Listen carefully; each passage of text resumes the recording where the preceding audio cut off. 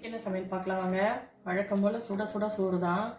அரிசி புது அரிசி நான் எப்பயும் போல் தண்ணி வச்சோமா பார்த்தீங்கன்னா நல்லா குழஞ்சி போயிடுச்சு சாதம்.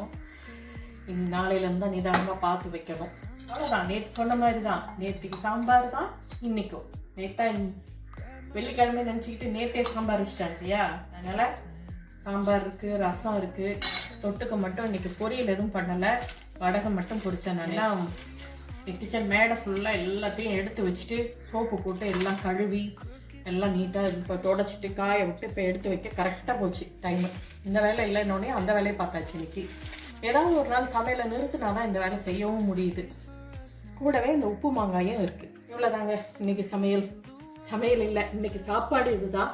இந்த வீடியோ உங்களுக்கு பிடிச்சிருந்துச்சுன்னா லைக் பண்ணுங்கள், கமெண்ட் பண்ணுங்கள். புதுசாக பார்க்குறீங்கன்னா சப்ஸ்கிரைப் பண்ணிக்கோங்க. தேங்க்ஸ் ஃபார் வாட்சிங். பாய்.